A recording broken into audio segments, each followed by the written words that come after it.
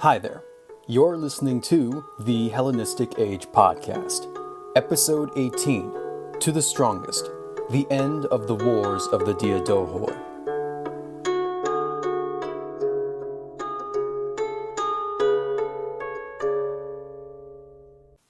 To Demetrius I Polyarchetes, things seemed like they could have been going better. Stuck on a ship in the middle of the Aegean Sea, Demetrius had fallen from his height of power just a few months prior. The Battle of Ipsus in 301 BC had resulted in an alliance of anti-Antigonid kings attacking and successfully defeating Demetrius and his father Antigonus Monophthalmos, who died on the battlefield. The territory formerly held by the Antigonids, comprising much of Asia Minor and Levant, was subsequently carved up by the victorious kings and added to their realms. Demetrius himself managed to escape the battlefield with a few thousand men, and though he held substantial power in the sea thanks to his possession of places like Tyre and Cyprus, he did not feel comfortable until he had reached the supposed political center of his kingdom's power, Athens. The Antigonids had cultivated good relations with the famed city for years, minus the controversies Demetrius had embroiled himself shortly before Ipsus. But once he would get there, things would get better, right? Well, not initially. See, Athens was aware of the Antigonid defeat, and decided to intercept Demetrius' fleet before it even made port. They knew Demetrius' power was severely weakened, while the other kings, including King Cassander just a few hundred miles north in Macedon, were made stronger. Perhaps they thought that neutrality was probably their safest bet, throwing any loyalties they had away for the Antigonid cause without explicitly opposing it either. Anyways, when Demetrius was met with an Athenian envoy, they informed him that no kings were to be admitted into the city by recent decree. This really wasn't the response Demetrius was looking for. But what was made even worse was that Diadochi, his wife, and his 18-year-old son Antigonus, soon to be known as Antigonus Gonatas, were inside the city, along with a vast treasure hoard and numerous ships docked there for safekeeping. Demetrius flew off the handle. But at least he put it politely in a letter that he was disappointed at the turn of events, but asked for his family and for his ships back, which was granted. So it wasn't all bad, but Demetrius needed to recoup some of his prestige, and some money to keep the loyalty of his troops if he was going to retake the throne. In 300 BC, Demetrius decided to take his army into Thrace, and launched a series of incursions and raids into the territory of Lysimachus. Demetrius' confidence must have been restored a little, given how badly this affected Lysimachus, who had to massacre thousands of his own men who mutinied after Demetrius captured their baggage train. But the events that were to shake up the region weren't all bouts of violence. It was time for wedding bells, lots of them, because at this time, the Successors were right back to conspiring against one another after their main adversary Antigonus had been eliminated at Ipsus. Probably the most successful of these matchmakers was Ptolemy, who had a particularly high level of fecundity, with at least 10 children with various wives. He arranged an alliance between himself and Lysimachus by offering his daughter Arsinoe II, who would prove to be a gifted political figure in her own right. An offer was later extended to one of Cassander's sons named Alexander, who would marry a Ptolemaic princess named Lysandra. In response to Ptolemy, negotiations were started between Demetrius and Seleucus. The lack of a navy and the growing isolation from the other kings led Seleucus to try and court Stratonice, Demetrius' daughter and Cassander's niece, providing a nice little opportunity for prospect of an alliance with a naval power like Demetrius, and the deal was sealed aboard a giant flagship of Demetrius' navy in 298 BC. As a gesture of goodwill towards his father-in-law, Seleucus also arranged a peace accord between Ptolemy and Demetrius, the latter being betrothed to a Ptolemaic princess aptly named Ptolemaeus. This arms race of marriage alliances was certainly a more productive way to keep the peace than the previous 20 years of nearly non-stop warfare, but it wasn't always that effective. Seleucus and Ptolemy were still butting heads over southern Syria, which Ptolemy had squat upon in the aftermath of Ipsus, directly threatening some of the most economically rich parts of Seleucus' realm. There was also the fact that Demetrius had decided to take the initiative and recapture Cilicia, which had been occupied by a relative of Cassander. Seleucus probably also felt a degree of regret for allowing Demetrius to regain much of his former status, because he would later unreasonably demand a dowry of the cities of Tyre and Sidon from Demetrius. Polyarchetes would not even bother to consider this, claiming that even if he lost 10,000 Ipsuses, he wouldn't pay to have Seleucus as his son-in-law. So, though fortune was fickle, it seemed to have cast a friendlier light on Demetrius. Cilicia would allow him to replenish his coffers and rebuild his fleet for his upcoming power plays, and for the moment he was secure. Things may have started at their worst, but things seemed to be getting better. And if only something as fortunate would happen for the Antigonid cause somewhere else.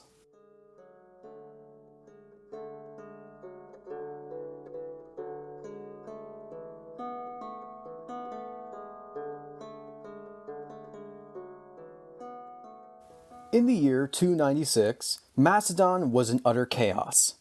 Despite perpetual fears of an invasion, Macedon was remarkably untouched by the wars of the Successors since Cassander I took control in 315.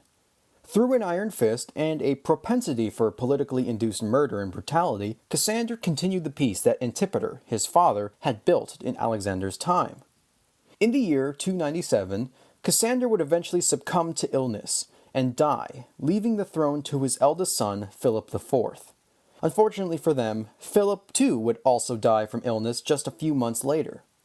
The remaining two teenage sons of Cassander, Alexander V and Antipater I, would instead serve as joint regents, and were already married to children of Ptolemy and Lysimachus respectively.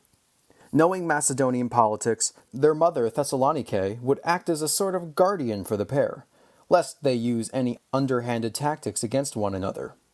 Unfortunately, Thessalonike seemed too obvious in her favoritism for Alexander, and Antipater decided to have his mother killed in 296.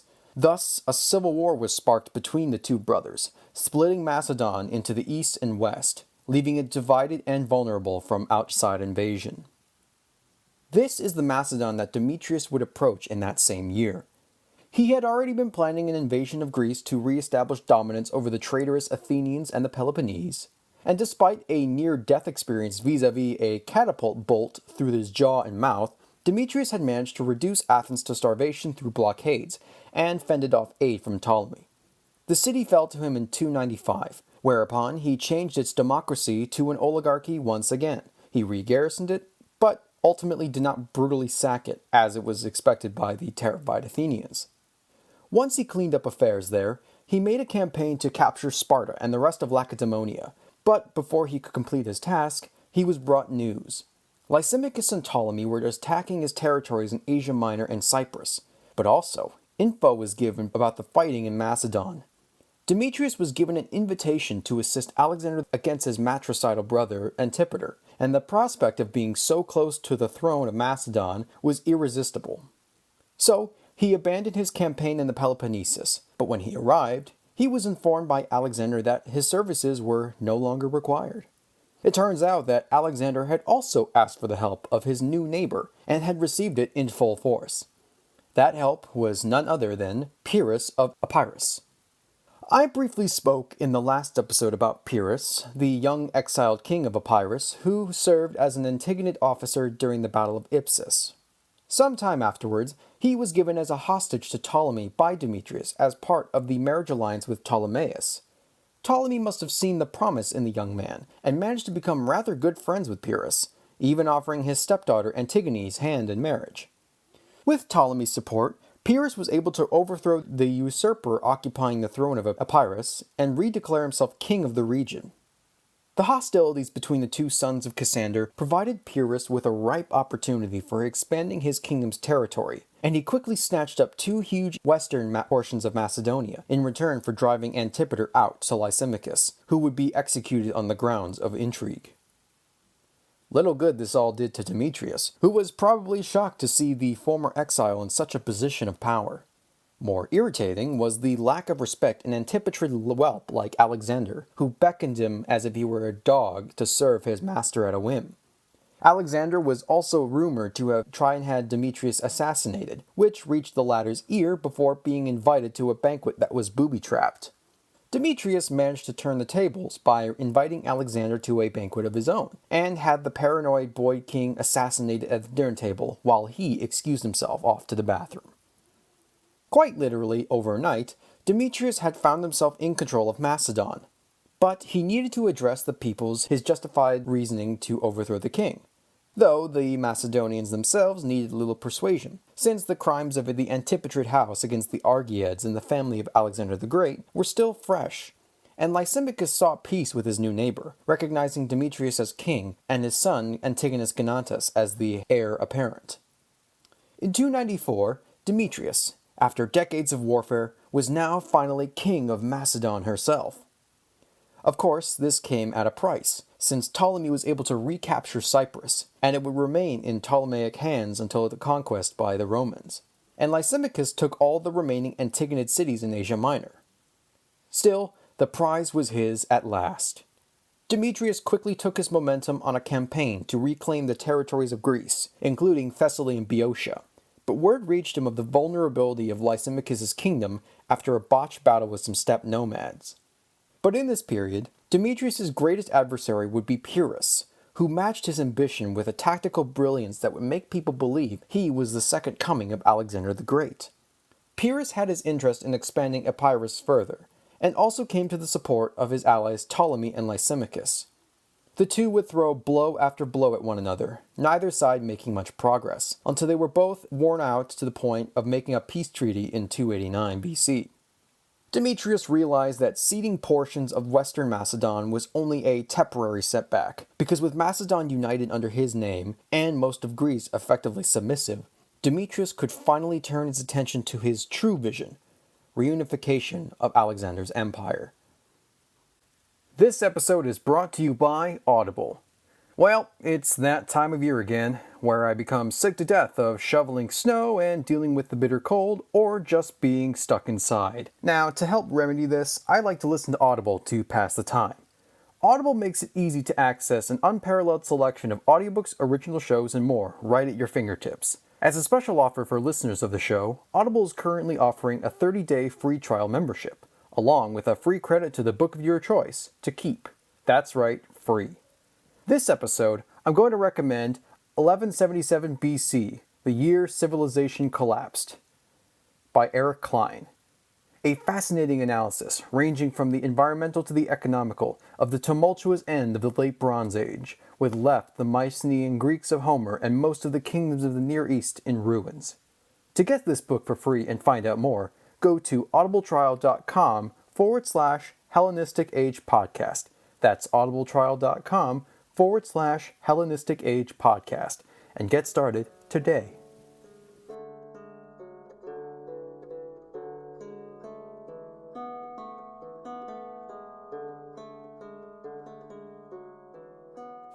Demetrius was planning a remarkable invasion. Numbering approximately 100,000 infantry and 12,000 cavalry, the invasion force to conquer Asia was more than double the size that Alexander had taken to conquer the Achaemenid Persian Empire in 334 BC, in addition to an enormous fleet. To the other successors, it was as if Antigonus had risen from the grave to haunt their domains. Something had to be done before Demetrius could even leave Macedon. Pyrrhus was sent a flurry of delegations from Seleucus, Lysimachus, and Ptolemy to strike at Demetrius, ignoring the peace treaty they had formed. So, in 288, the Fifth War of the Successors would begin, as the coalition enacted a multi-pronged offensive. Ptolemy would launch a naval invasion to take the cities of the Peloponnese, while Lysimachus would invade from the east through Thrace, and Pyrrhus from the west. The Antigonid king had to scramble to secure his territories, leaving Antigonus Gonatas to deal with the threat of Ptolemy, while he himself would deal with Lysimachus. Yet before he could even do that, word reached his camp that Pyrrhus had already taken cities near the capital of Macedon. This did not go over well. I spoke briefly of the pompous and arrogant manner of ruling Demetrius carried himself with in the last episode, and the men who served under him did not take kindly to it. This was further magnified when they compared Demetrius to a king like Pyrrhus, someone who displayed his valor on the battlefield, but also carried them to victory again and again. Fortune decided to take one last sharp turn on the Antigonid king, and the soldiers began to defect, one by one, to the camps of Lysimachus or Pyrrhus. Things may have ended here for Polyarchetes, but for a few soldiers who hinted to Demetrius that it would probably be in his best interest if he slipped out under the cover of night in the guise of a commoner. After 6 years of ruling Macedon, Demetrius fled his camp disgraced. Macedon was no longer in the hands of the Antigonids, now being split between Lysimachus and Pyrrhus. Surprisingly, this wasn't the end of Demetrius' ambition. He was able to reunite with Gonatas and stake the territories of southern Greece for 2 years, rebuilding an army by the year 286. But Athens, ever yearning for independence, successfully declared independence from Antigonid rule. And Demetrius, sick of being burned and constantly having to fight with fickle city-states' loyalties, decided to cut his losses and risk it all to invade Asia Minor to retake the provinces of Caria and Lydia from Lysimachus. These last few months hint at Demetrius' instability, with him suffering defeat at the hands of Lysimachus' son, Agathocles, and the loss of mercenary forces through attrition and desertion seemed to not faze him as he was being swallowed into Asia. He eventually entered into the territory of Seleucus, who had gathered an army to protect his borders from the Antigonid incursion. But Seleucus must have been aware at the sorry state of the Antigonid camp, despite Demetrius' insistence for a decisive battle.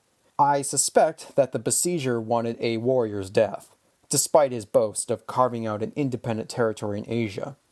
But fate would not allow such a thing to occur. Seleucus eventually managed to surprise the forces of Demetrius while the latter was laid low due to illness, but personally asked the Antigonid forces to come over to his side, and they all did so, without a single stone cast.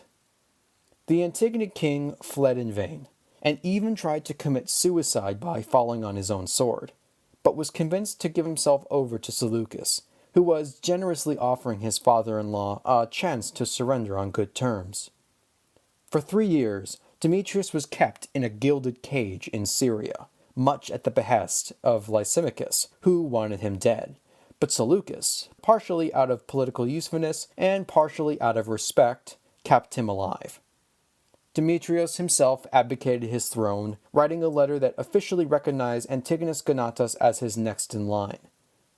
But during his captivity, Demetrius, no longer the proud warrior he once was, would succumb to drink and disease, before finally ingloriously dying in 282 BC. He was 55 years old.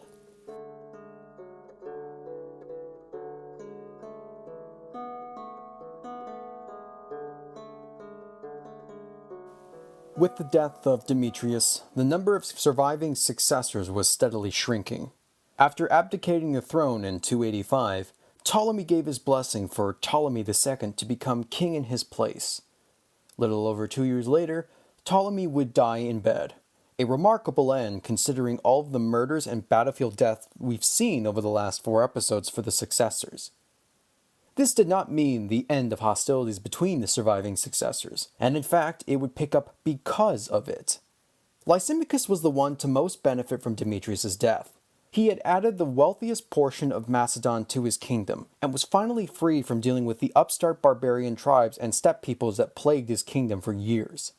He secured his territory through building programs and propaganda campaigns to blacken the image of Pyrrhus of Epirus as a barbarian interloper. At the same time, though, instability was rocking his territory once again, largely thanks to a coup attempt by his son Agathocles, who probably felt unappreciated that he had not been given the title of regent yet, unlike the other kings like Ptolemy, Seleucus, and Demetrius. The coup was unsuccessful, ending with Agathocles' death and a purge of his supporters, who fled to the courts of Ptolemy and Seleucus. Part of the entourage who fled was Agathocles' wife, Lysandra, and more importantly, her brother, the exiled Ptolemy Karanos, also known as the Thunderbolt. Karanos was the eldest son of Ptolemy I, fully expecting to take the throne as heir apparent.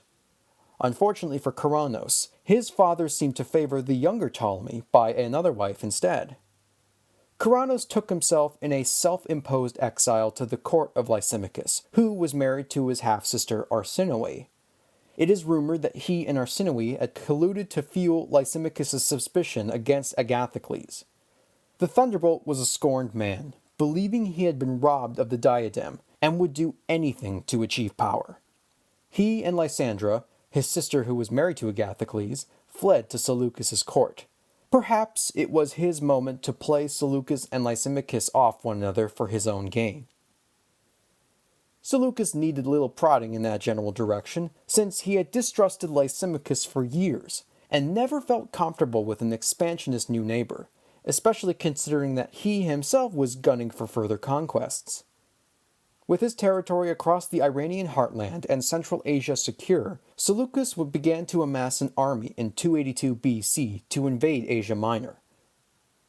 What could be called the Sixth War of the Successors is not particularly well attested to, but in February 281 BC, the armies of Seleucus and Lysimachus had met on the field of battle near the site of Corupedium. No account of the battle survives, but the outcome was Lysimachus meeting his death on the battlefield at the age of 80. Amazingly, Seleucus, one of the last officers of Alexander to throw his hat into the ring for power, was also the last one standing. Everyone else was now dead, and with Lysimachus's kingdom in chaos, nothing would stop the brilliant commander from marching upon Thrace, Macedon, claiming his prize. It seems that the dream of reuniting Alexander's empire was once again now closer than ever. It was not meant to be, however, because a few months after the battle, Seleucus was out riding with a small retinue of people. Ptolemy Keranos was one of them, and recognizing his opportunity, he grabbed Seleucus and plunged a dagger into the king's back, killing him. Seleucus was 77 years old when he died. The death of Seleucus marked an end of an era. No other surviving officer of Alexander remained, and the world torn apart in the 40-year period following his death was now bequeathed to the second and third generation of kings and queens who came afterward. I would nominally end the period of the Diadochi Wars upon Seleucus' death, but I feel that the story needs a bit of an epilogue in the last year or two following. Ptolemy Keranos, seizing his opportunity, had himself declared Basileus of Macedon and Thrace at the city of Lysimachia. The army there had served Lysimachus before his death, and felt no real love for Seleucus or the new king, Antiochus, who was busy putting down a rebellion in Syria instead of confronting the Thunderbolt. Now, instead of Antiochus being the main threat to Keranos' rule, the other main opponent was none other than Antigonus Gonatas, son of Demetrius I. Since his father's capture, he had been hiding out in Greece attempting to restore power, and planned a reconquest for the throne of Macedon. Keranos decided to shore up support in Macedon and Thrace by marrying Arsinoe, the widow of Lysimachus and his own half-sister. Sounds pretty gross, but don't worry, it gets worse later on. Arsinoe, of course, would have her own hopes and ambitions. She had 3 children by Lysimachus, and thought that Keranos would honor her wishes by allowing them to remain in line for the throne. Well, unfortunately for Arsinoe, the Thunderbolt was a real bastard, and he had the children killed immediately after the wedding, reportedly in her arms as she tried to shield them from the assassins. Ptolemy Keranos would only briefly rule from Macedon for about a year, before some unfortunate accident, while some would say poetic justice, would leave the throne of Macedon vacant. Antigonus Gonatas would use this opportunity to retake the throne, and re-established himself as king in 276 BC. From this point on, the general structure of the Hellenistic world was now in place. Controlling Macedon and Thrace was the house of the Antigonids, ruling down to 167 BC to its eventual breakup under Roman authority. The Seleucid Empire, with its heartland in Syria and Mesopotamia stretching to modern Afghanistan, was held by the Seleucid dynasty until 64 BC. The last survivor would be Ptolemaic Egypt, which would remain under Greek control until Cleopatra VII's death after the Battle of Actium in 31 BC. Each kingdom was now effectively secure, with all thoughts of achieving world domination in the style of Alexander the Great or the Diadochi, ending upon Seleucus' death. The wars of the Diadochi are some of the most fascinating conflicts to have occurred in the ancient world. Spanning 40 years across 3 continents, the breakup of Alexander the Great's empire was the greatest funeral games ever performed, if we want to have a grim sense of cynicism about it. Though I've spent roughly 2.5 hours telling this story, there is much I've had to omit for the sake of clarity and brevity. I've tried my best to create a coherent narrative around the major players, and I apologize if any of you have had difficulty in keeping track of names and dates and events. As ever, I direct you to my website, which has show notes for each episode including timelines, who's who, maps and diagrams to aid the process along. If you were interested in this story and you want to read up more about the Wars of the Diadochi, you can check out Robin Waterfield's Dividing the Spoils, The War for Alexander's Empire, and or James Romm's Ghost on the Throne, which are both excellent one-volume accounts of the period we've been discussing. Other sources I've been consulting are provided on my website in the episode's show notes. So, with this, I will take my leave. Thank you all for your patience and support as we've been walking through 4 decades of history in about 4.5-5 episodes. If you like this show and want to see it grow, please subscribe to me on iTunes, SoundCloud, or whatever platform you use, and leave a 5-star review. You can also follow me on Twitter at Hellenistic POD, that's all one word. For updates on show production and interesting historical tidbits and images, all of these links will be provided in the show notes. And so, until next time, you've been listening to the Hellenistic Age Podcast.